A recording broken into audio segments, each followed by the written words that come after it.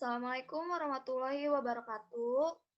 Aku Asma Surya dari kelas 11 IPA 1 SMA Citra Islami ingin mempresentasikan presentasi yang aku buat berjudul Berakhirnya Kekuasaan VOC dari Pelajaran Sejarah.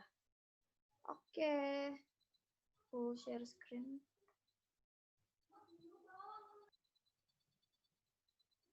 Nah, judulnya Berakhirnya Kekuasaan VOC. Tapi di sini aku masukin sejarah awal berdirinya VOC dulu, biar lebih tahu awalnya. Tapi aku nggak masukin semuanya, karena inti judulnya Berakhirnya Kekuasaan VOC. Nah, VOC kepanjangan dari Verenigd Oost-Indisch Compagnie. Merupakan serikat dagang asal Belanda yang sempat eksis di zaman penjajahan Belanda di Indonesia. Nama VOC sendiri memiliki arti Persekutuan Dagang Hindia Timur. Diberikan kata Hindia Timur karena ada Persekutuan Dagang Hindia Barat juga. VOC sebagai persekutuan dagang yang diciptakan Belanda ini bekerja dengan cara memonopoli kegiatan perdagangan di kawasan Asia. Jadi wilayah Eropa itu kayak mau curang ke wilayah Asia. Latar belakang pendirian sejarah VOC Belanda diawali oleh perjalanan pelayaran Vasco da Gama pada tahun 1497 sampai 1498.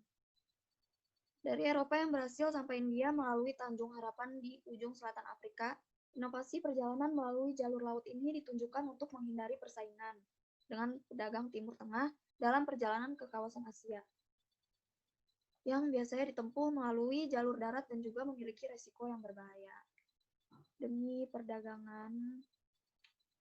Tapi ujung-ujungnya nggak bagus. Akhirnya, dan pada mulanya perjalanan bangsa Eropa dan Belanda ke kawasan Asia Timur, termasuk ke wilayah Nusantara untuk melakukan perdagangan, tetapi pada kurun waktu yang berjalan, tujuan berdagang telah bergeser dan ditambah dengan pekerjaan politik dan usaha kolonisasi. Kala itu Belanda memang memiliki tujuan untuk melakukan kolonisasi dengan latar belakang perdagangan, sehingga ini adalah titik awal adanya kolonisasi di Indonesia terjadi. Jadi awal mulanya dari Belanda. Lanjut. Pada 31 Desember tahun 1600, Inggris mulai mendirikan perusahaan dagang yang bertempat di kawasan Asia. Pusatnya berada di Kalkuta. Perusahaan dagang Inggris ini memiliki nama The British East India Company. Selang 2 tahun kemudian, Belanda mendirikan VOC pada tahun 1602. Serta Prancis mendirikan French East India Company tahun 1604 setelahnya. Beda 2 tahun.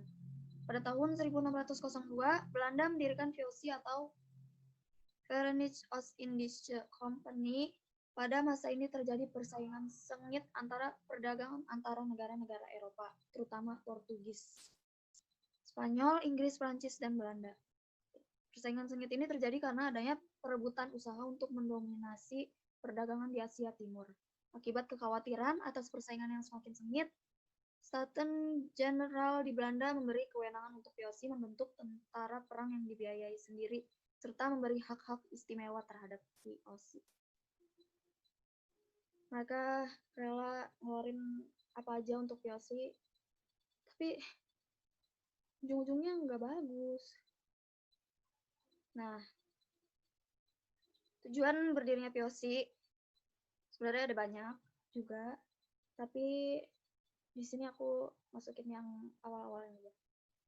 Monopoli. Sangat jelas bahwa berdirinya VOC memiliki tujuan untuk melakukan monopoli perdagangan. Memang tadi udah jelas sih di awal sejarahnya juga. Hal ini tergambar dari tujuan utama Belanda melakukan pelayaran, menemukan jalur perdagangan langsung ke Indonesia, dan menempatkan perdagangan sebagai latar belakang utama. Pada nyatanya, VOC yang telah berdiri dengan berbagai hak istimewa berujung melakukan monopoli perdagangan dalam produk rempah-rempah yang dihasilkan di wilayah Indonesia. Jadi semakin rakus gitu loh Belanda. Menguasai kerajaan Indonesia, tujuannya, hal ini menjadi tujuan yang sangat strategik karena penguasaan kerajaan berarti bisa mendapatkan perizinan untuk melakukan kegiatan perdagangan hasil tanaman di wilayah kerajaan tersebut. Jadi biar lebih bisa berkuasa di wilayah Indonesia. Dan pada 27 Maret 1749, Parlemen Belanda mengeluarkan undang-undang yang menetapkan bahwa Raja Willem IV menjadi penguasa tertinggi VOC. Dengan demikian, VOC di bawah kekuasaan raja dan raja menjadi panglima tentara VOC. Pengurus VOC mulai akrab dengan pemerintah Belanda. Kepentingan pemegang saham menjadi terabaikan. Kemudian pengurus mulai berpikir bahwa memperkaya diri sendiri dibanding memajukan perusahaan. Nah, di sini mulai egois nih. Di sini mulai bahkan tahun 1673 VOC tidak mampu membayar dividen dan beban hutang pun tak terelakkan. Aduh, udah kelihatan banget dari awal ya.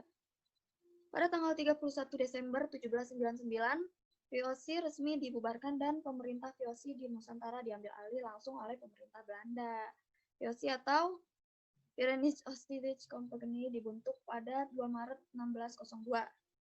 VOC dibentuk pada 2 Maret 1602 dan menetapkan berbagai kebijakan yang merugikan bagi rakyat Nusantara. Sebenarnya bukan ngerugiin rakyat Nusantara doang sih. Ini juga bisa merugikan VOC itu sendiri. Karena dari awal udah egois, udah nggak mentingin perusahaan lagi. Dan kita masuk ke judul intinya.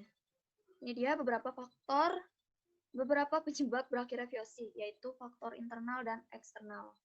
Faktor internalnya terjadi korupsi. Sebagian pegawai VOC ikut serta dalam kegiatan perdagangan rempah-rempah demi kepentingan pribadi. Terus, perdagangan gelap, anggaran biaya untuk para pegawai sangat besar. Biaya perang yang digunakan untuk menanggulangi perlawanan rakyat seperti perlawanan yang terjadi di Goa Makassar. Adanya persaingan dengan perserikatan dagang lainnya seperti East Indian Company Inggris dan Compagnie des Indes Prancis. Pemasukan yang kecil disertai hutang. Nah, sini terjadinya korupsi di semua level tingkatan birokrasi dari mulai pegawai hingga pejabat tinggi VOC. Aduh, ini pejabat tingginya aja udah korupsi. Korupsi ini dilakukan dengan berbagai cara seperti memotong keuntungan dari hasil dagang, memotong uang kas dan anggaran. Di bawah potensi yang nyata agar bisa ada kelebihan dan masuk kantong pribadi dan melakukan pengutangan dalam pengangkatan bupati atau kepala desa. Gubernur Jenderal Johan van Horn bahkan dikabarkan berhasil menimbun harta 10 juta gulden saat kembali ke Belanda di tahun 1709. Gubernur Jenderal Johan van Horn itu gubernur Hindia Belanda. Dan padahal dia berhasil menimbun harta 10 juta gulden saat kembali ke Belanda. Padahal gajinya hanya 700 gulden. Itu korupsinya gede banget. Ya. Jadi ini gubernur aja korupsinya udah tinggi banget. Gimana? Kenapa nggak mikirin ke depan gitu loh untuk perusahaannya sendiri? Sebagai pegawai VOC ikut serta dalam kegiatan perdagangan rempah-rempah demi kepentingan pribadi. Egois juga. Aduh. Hal yang tidak etis, ilegal, dan merugikan VOC itu sendiri. Dan perdagangan gelap yang merajalela, yang menerobos monopoli perdagangan VOC. Ini lebih parah dari monopoli. Perdagangan gelap ini difasilitasi oleh pejabat VOC yang korup.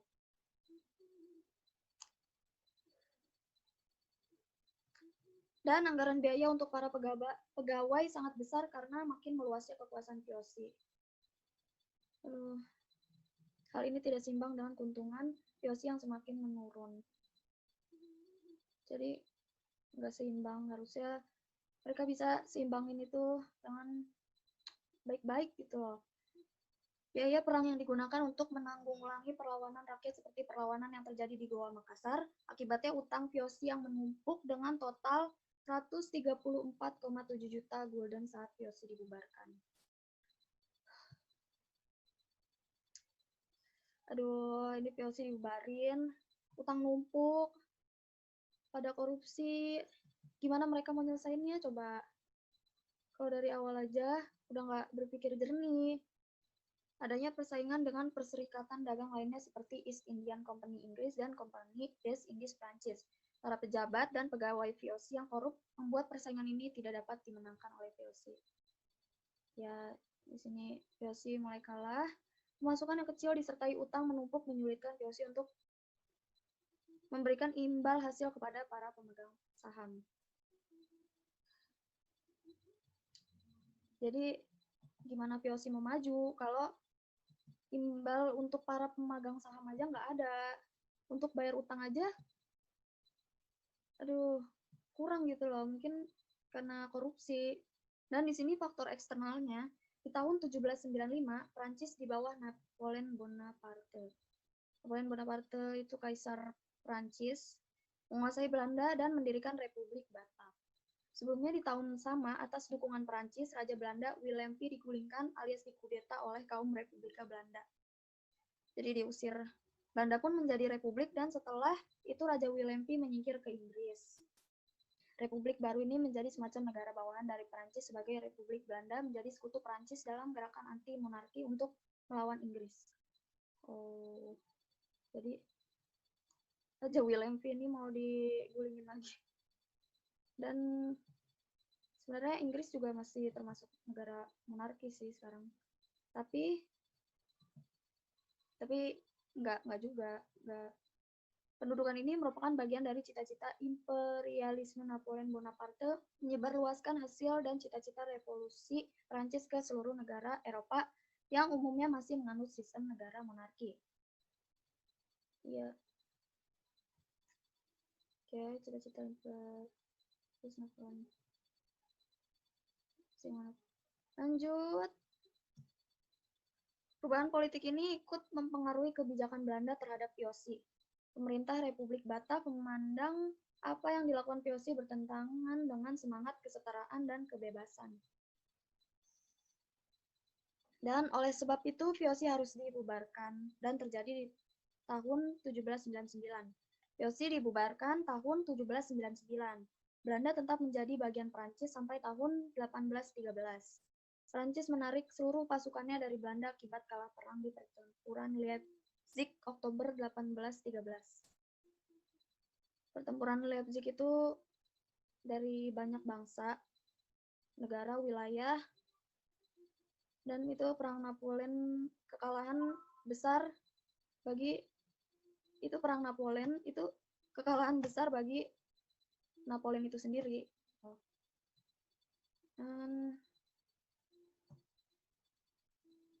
Terima kasih. Mohon maaf atas kekurangannya. Kekurangan yang saya sampaikan semoga bermanfaat. Dan di sini untuk penyebab berakhirnya VOC aku masukin lengkap. Jadi kalau kurang paham sama penjelasan aku, silakan dibaca sesuai pengertian kalian masing-masing. Oke. Kalau mau tahu lebih lanjut cerita awal sejarahnya sampai berakhirnya, dibaca-baca lagi. Terima kasih. Cukup sekian dari saya.